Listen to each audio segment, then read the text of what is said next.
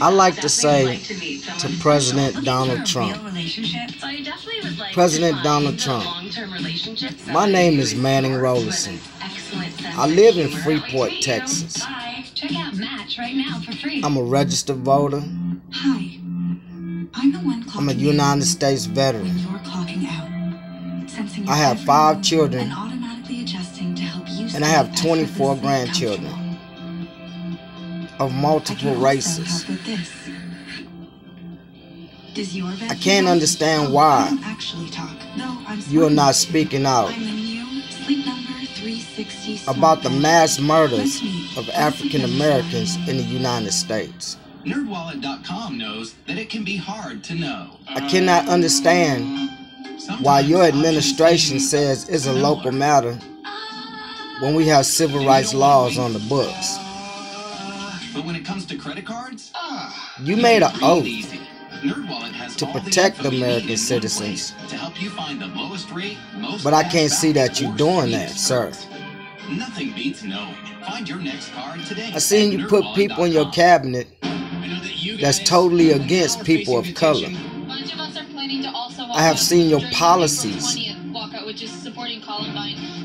that's designed and designated against people and the poor that's of color. I don't understand, President Donald Trump.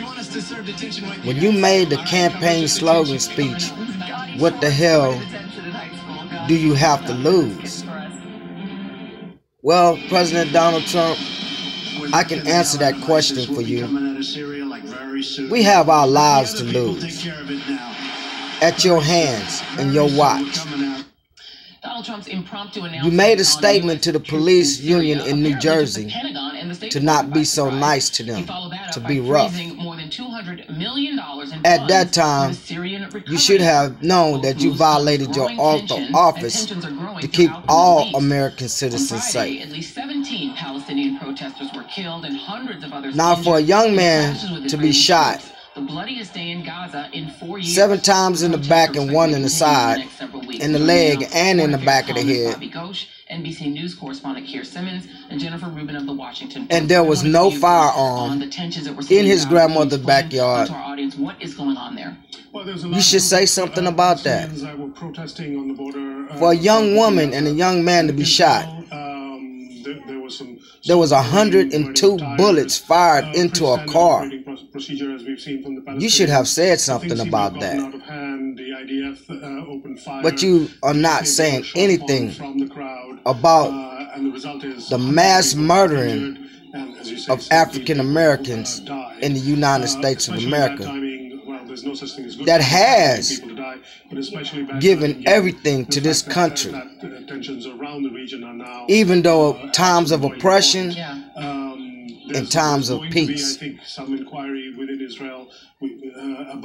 President Donald Trump, you are a failure to this country.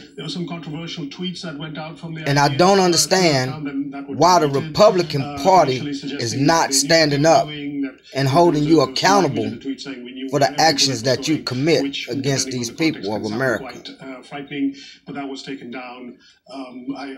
For every American citizen that's of color, you need to understand that this president don't give a damn about us. And Keir, this is coming at a time when the at all, period. Move the embassy to Jerusalem. And we need to understand that. In the region, and when Donald Trump apparently surprised and those that supported Donald Trump, we're getting out of Syria. Can you just give us the lay of the you need land, to think about it. How diplomats overseas it could be are really your child. Processing all of this at a time when it could be your brother. Doesn't seem to be exactly strong. It could be your sister, your mother, your father, or your grandfather. Planned move of the US Embassy or your niece or nephew murdered in the streets by the hands of law enforcement in the United States of America. These are not isolated incidents. Donald Trump, from President Trump. When the Southern Law Poverty Center says that the United States police force has been infiltrated by white supremacists. Right now, it is Syria. It is so complex that nothing will change in this country. The different sides, but the U.S. maintains 1965 has not changed. The only thing changed is 2018. That's the year. But at the hands of law enforcement in 2018 is no different than 1965. And then you have Russia involved negotiating. It's time for all Americans to stand and protest this president that's not making American citizens safe. And for good policemen that lay their life on the line every day, that goes away from their families in the belief that they're doing something good for their communities. Why are you allowing the president to put your life in such danger? Wow. Let me come to you on this, Why? Ruben, because Rex Tillerson, the former Secretary of State, why you guys allow bad officers to be in your department anyway without standing up and speaking out? What we were clearly going to be doing. You are complicit in these crimes also. The United States will maintain because if a man don't say nothing, focused on ensuring then he's complicit. Our military mission in Syria will remain. I'm in fear every day of my life. I'm in fear of my son's life. I'm in fear of my daughter's life. I'm in fear of all 24 of my grandkids' life. In the United States of America, the country that I serve. Being replaced with a much more hawkish figure and incoming to the national security it is sad. Advisor it is spot pitiful. At the same time, and we need change in this country. John Bolton, and I believe you, sir, the greeting that John Bolton got Donald Trump, Secretary General Mattis on need to stand up and be the leader that you said you was going to be and protect the American citizen that's of color. Jennifer, because popular opinion, are you on our, as I look, the Middle East with these guys incoming every day in this country, I see you speak out about nothing that deals with the killing of black people. Very peculiar statement but you did say in your campaign rally about immigrants coming over killing white people. You said that. No interest in Syria whatsoever. But yet you allow law enforcement to kill black people. Much more firmly in control. Russia would be President Donald Trump, you are a failure for this country.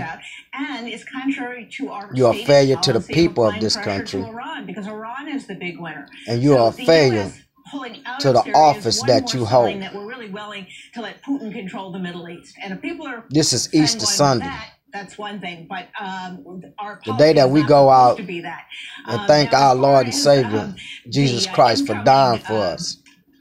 National Security Advisor, I'm not at all comfortable. But you, sir, as we know, are not doing nothing to protect the lives that you took an oath for.